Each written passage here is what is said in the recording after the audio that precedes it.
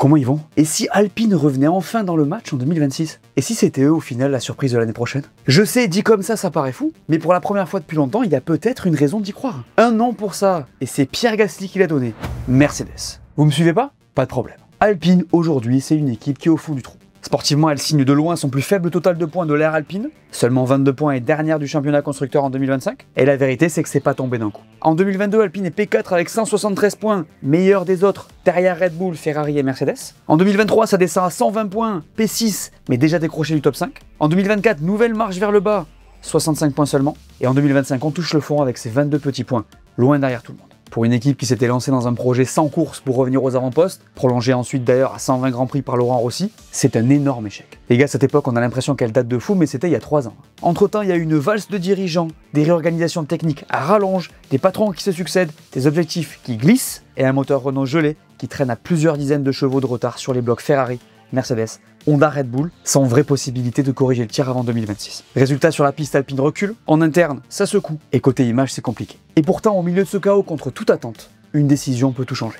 En 2026, Alpine abandonne son moteur maison et passe au moteur Mercedes, avec moteur plus boîte. Sportivement, c'est peut-être la meilleure idée qu'ils aient eue depuis longtemps, vu ce qu'il se dit sur ce gros propulseur. Niveau marketing, par contre, et image pour la marque, c'est un autre débat, on en reparlera. Il y a un autre élément qui est important aussi dans cette histoire, c'est que Pierre Gasly y croit vraiment. Il dit que ce moteur peut remettre Alpine dans le jeu. En fait, c'est une déclat qu'il a faite récemment qui m'a donné envie de faire cette vidéo. Alors certains me diront qu'il n'a pas le choix, j'entends, mais on va parler de ça dans cette vidéo. On va donc voir comment Alpine en est arrivé là, pourquoi le moteur Mercedes change potentiellement vraiment la donne, et si, honnêtement, on peut imaginer Alpine comme la vraie surprise de 2026. Allez, on en parle. Les gars, on vise 240 000 abonnés avant la fin de l'année. Il n'y a que vous qui pouvez nous aider à le faire. Alors si c'est pas fait, abonne-toi, laisse-nous un grand pouce levé et profite de la vidéo. Merci à tous ceux qui l'ont déjà fait, ça fait super plaisir. Tu sais ce qui est un peu relou quand tu regardes autant de Formule 1 que moi? C'est qu'à un moment donné, t'as envie de vivre le truc. Et puis si parfois, comme moi, tu joues déjà, la manette, ça suffit plus. J'ai reçu ça, le T248R de chez Trustmaster, et je vais pas mentir, c'est une dinguerie. Déjà, t'as un retour de force. Un vrai. Et ça fait plaisir. Tu sens quand tu sors un peu large, quand tu freines trop tard, quand la voiture décroche, tu te bats avec ton volant. Et franchement, c'est ça qui rend le truc addictif. En plus, t'as un petit écran intégré qui te donne des infos en live, donc le rapport engagé, la vitesse, et même les réglages du volant. Plus besoin d'aller trifouiller les menus. Tout est là. Je te le dis direct, honnêtement, pour ce prix-là, j'ai pas vu mieux. Il est compatible PS4, PS5, PC. Il est hyper simple à installer et il te met direct dans l'ambiance. C'est un vrai setup. Si tu veux découvrir le sim racing ou juste passer un cap par rapport à ta manette, c'est une valeur sûre. Moi, par exemple, j'ai pas le setup complet avec le siège et tout. Je l'ai installé sur mon bureau, ça passe crème. Du coup, j'y arrive. Et oui, on a une super offre. Pour le Black Friday, t'as 5% de réduction avec mon code. Alors, c'est spécifiquement sur ce produit, donc le T248R, mais allez voir leur site. Il y a plein d'autres offres super sympas pour le Black Friday. L'offre est valable jusqu'au 30 novembre. Le lien est dans la description. Pour Noël, ça peut faire un super cadeau pour toi, pour ton pote, pour ton père, pour ta sœur, pour ta pote. J'ai envie de te dire, le plus important, c'est que tu améliores ton chrono. Bonne vidéo.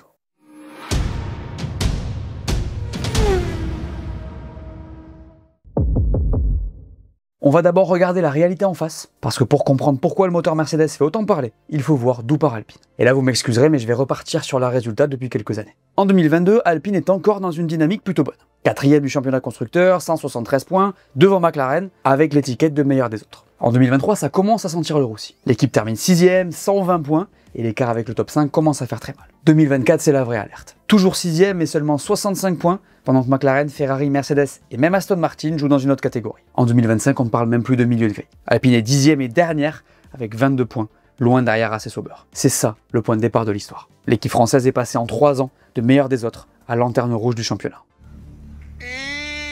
C'est terrible. Et au milieu de cette descente, il y a un problème qu'on ne peut pas ignorer, le moteur Renault. En fait, depuis le gel des moteurs, Alpine traînait un déficit estimé entre 20 et 30 chevaux par rapport aux autres motoristes. D'ailleurs, l'équipe avait demandé une forme d'égalisation pour rattraper un peu le retard.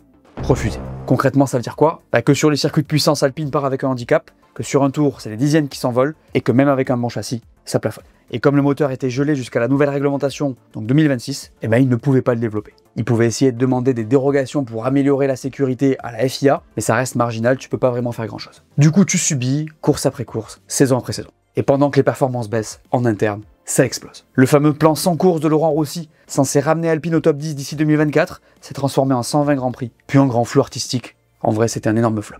Entre 2022 et 2025, tu as des dirigeants qui s'enchaînent, un organigramme qui change tous les 6 mois, un département technique éclaté qui n'a plus vraiment de vision de la suite. Et puis ça s'est pas arrêté à Bruno Fama. Hein. Cette année encore, il y a eu Oliver Ox et la reprise en main directe par Flavio Briatore, qui revient donc officiellement comme un genre de super patron de l'ombre. Et Briatore, je l'ai dit, c'est clivant. C'est une figure qui rassure certains, il a gagné des titres avec Schumacher et Alonso, c'est une figure historique du paddock, mais qui inquiète aussi beaucoup de monde par son style brut, son passé nébuleux et les décisions qu'il prend. Ocon out, Douane in. Et puis Franco Colapinto promu dans un contexte où beaucoup voient aussi un intérêt financier derrière sa présence, alors qu'il casse beaucoup et n'a pas encore pu montrer une vraie constance. Tout ça donne une image d'instabilité permanente, et c'est pas hyper bon pour l'image de marque. Au milieu de tout ça, tu annonces au fait, en 2026, Alpine roulera avec un moteur et une boîte Mercedes, et tout le monde saute au plafond. Alors sportivement, on va en parler dans la partie suivante, mais paradoxalement, ça pourrait être une super nouvelle. Le problème, c'est qu'en termes d'identité, c'est bizarre. Une équipe française, issue de Renault, qui abandonne son moteur pour rouler avec un bloc allemand, on a perdu un peu de cohérence. Et donc c'est là qu'on en est. Une équipe au plus bas sportivement, un moteur en retard et gelé, une instabilité énorme au sommet, et un pari massif sur 2026. C'est ce décor-là qui rend le moteur Mercedes intéressant, parce qu'il peut être soit le début du rebond, soit le chapitre de trop. Maintenant qu'on a vu d'où part Alpine, on peut enfin parler du vrai sujet, le moteur Mercedes. Et il faut comprendre plusieurs choses. C'est pas juste un changement de moteur, c'est pas un partenariat de plus, c'est probablement la décision la plus importante prise par Alpine depuis 10 ans. Une décision lourde et en vrai hallucinante quand tu connais l'historique de Renault dans ce sport. On parle d'un mastodonte de la motorisation qui est là depuis toujours, de l'abandon d'une expertise de pointe et de la fuite de cerveau très important pour une marque comme Alpine. Elle le fait parce qu'elle dit qu'elle était déjà en retard structurellement sur son moteur de 2026 et qu'elle manquait de ressources en comparaison avec ses concurrents. Et puis en vrai, on a considéré qu'il était trop risqué de faire un all-in sur 2026 étant donné de l'échec de 2022. Perso, ça me fait hyper mal de vous dire ça quand on sait ce qu'est Renault. Et bon, ils ont fait ce choix et maintenant, faut qu'on avance. Alpine avait plusieurs choix en vue de 2026, mais il y a moyen que Mercedes soit la plus logique d'un point de vue sportif. On parle du reste après, évidemment. Alors, pourquoi est-ce que c'est l'option la plus logique? Je vous liste les trucs comme ça. Mercedes a le groupe motopropulseur le plus constant depuis 2014. Même quand leur voiture n'est pas au top, leur moteur reste un top moteur. Qui est champion en ce moment? C'est McLaren.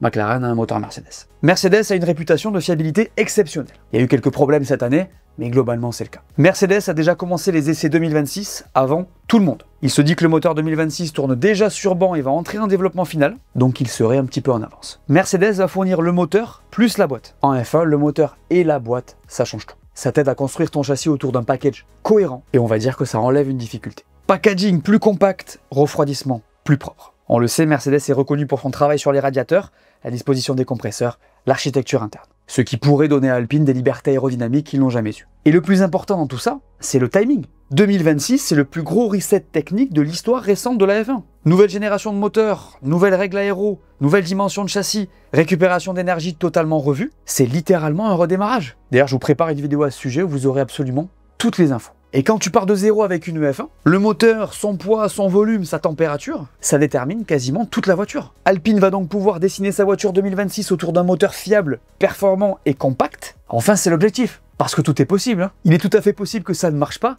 Tout ça est basé sur la spéculation qu'on entend en ce moment. Donc Alpine, plutôt que d'essayer de compenser, on va dire, les faiblesses de son moteur, ce qu'elle fait depuis plusieurs saisons, elle pourrait profiter du meilleur moteur sur la grille. Et les gars, je reviens sur la boîte 2 minutes parce que c'est important. C'est un truc que Pierre Gasly a souligné dans sa déclat faite au Brésil. Je l'ai dit, ça donne un package arrière beaucoup plus performant et plus stable. Pourquoi c'est important? Parce que l'arrière de la voiture, c'est l'anti-squat, l'équilibre, la motricité, la gestion de l'énergie et surtout aussi l'aéro. Une bonne boîte bien intégrée avec son moteur, c'est un châssis plus facile à régler. Une mauvaise boîte, c'est un cauchemar. Alors vous avez capté les gars, je suis en train de vous dire que des trucs potentiellement positifs. J'en sais rien, je me base que sur ce qui se dit et j'en tire des conclusions potentielles. Effectivement, c'est vrai que tout ça mis ensemble, ça pourrait très bien marcher. Après, je l'ai déjà dit, faut quand même dire que d'un point de vue image, ça serait bizarre. Alpine, Mercedes, quand tu sais que Renault fait des moteurs de F1, c'est lunaire. C'est un peu comme si Apple finissait par utiliser des pièces Samsung. Sportivement, ça a du sens.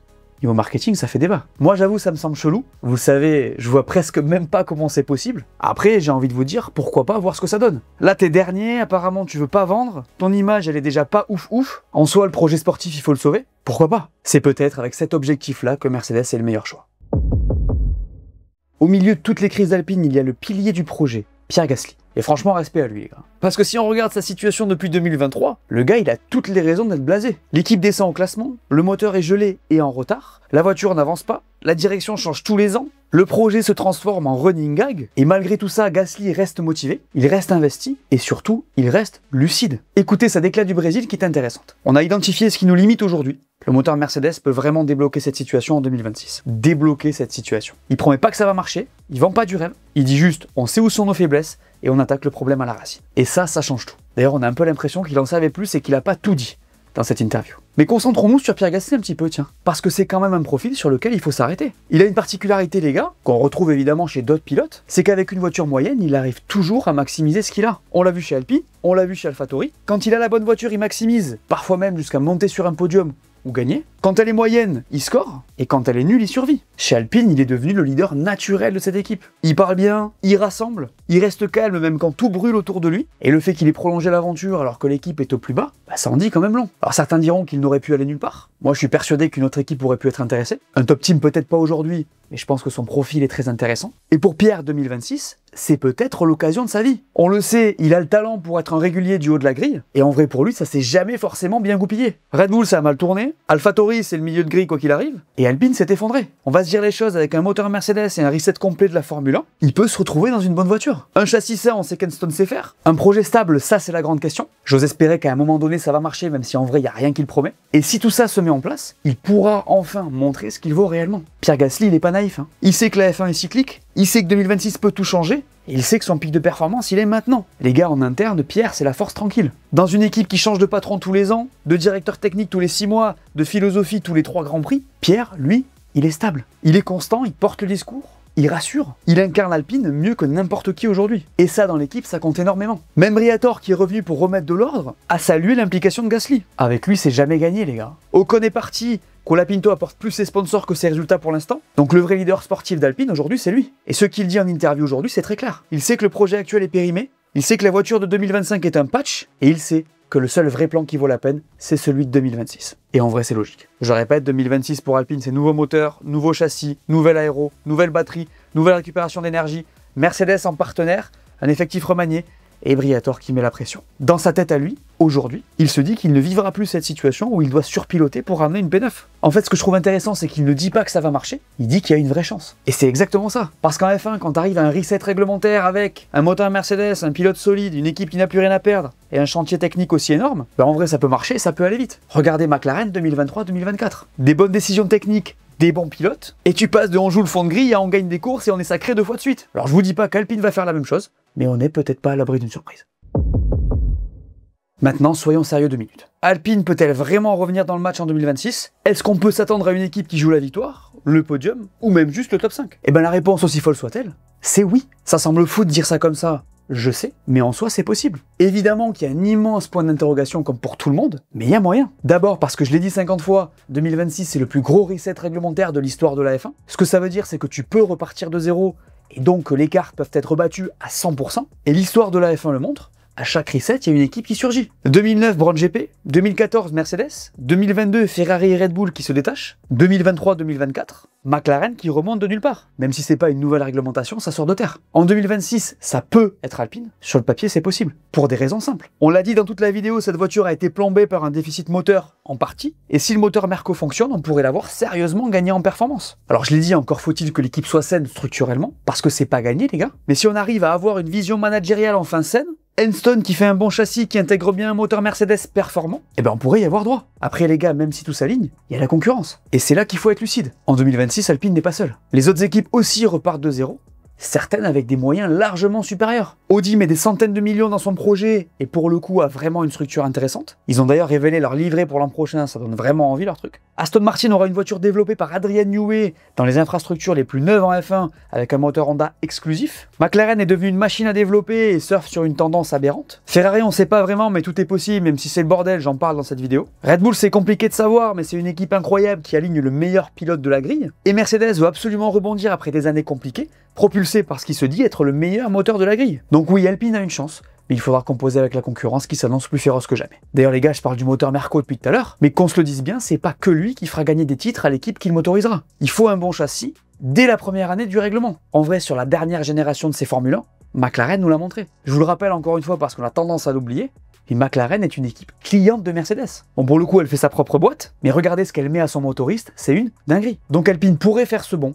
mais ça dépend de plusieurs choses. De la qualité du département aéro, de la cohérence du concept 2026, de la fiabilité du package, du moteur Mercedes donc, et d'une structure saine et d'une organisation stable. Si Enstone sort une bonne base le premier jour et que l'équipe est organisée, alors oui, on pourrait voir une Alpine au top. Ils n'ont plus rien à perdre, hein. Je vous rappelle qu'ils sont derniers. D'ailleurs, il y a une opportunité pour eux aussi du fait de cette place, c'est que l'an dernier, c'est eux qui auront le plus de temps de développement pour cette voiture. Je vous rappelle que plus on est loin dans le classement, plus on a de temps. Donc ils n'ont plus rien à perdre. Après les gars, ça part de loin et clairement, il y a plein de trucs qui peuvent tout faire rater. Si le châssis n'est pas bon, c'est mort. Si le moteur Mercedes ne tient pas ses promesses, c'est cuit. Si le management continue à être fluctuant, c'est foutu. Et ça, c'est un avis perso. Mais si l'équipe ne va pas chercher un autre pilote du calibre de Pierre Gasly au moins, bah ça va être compliqué aussi. Alors j'ai déjà dit et je le répète, je préfère faire ce disclaimer. Pour moi, c'est lunaire de voir Alpine rouler avec un moteur Merco. Mais la réalité, c'est que 2026, c'est peut-être la plus grande opportunité pour cette équipe depuis qu'elle a été rebrandée. Pour finir, les gars, je veux juste redire qu'évidemment, j'aurais préféré qu'on continue avec le moteur Renault. J'ai grandi avec cette équipe et donc avec ce moteur. Je suis fan de Fernando Alonso. Vous pouvez imaginer ce que ça m'a fait que tout ça s'arrête. Alors, est-ce que je crois qu'Alpine peut être la surprise de 2026 ? En vrai, oui, c'est possible.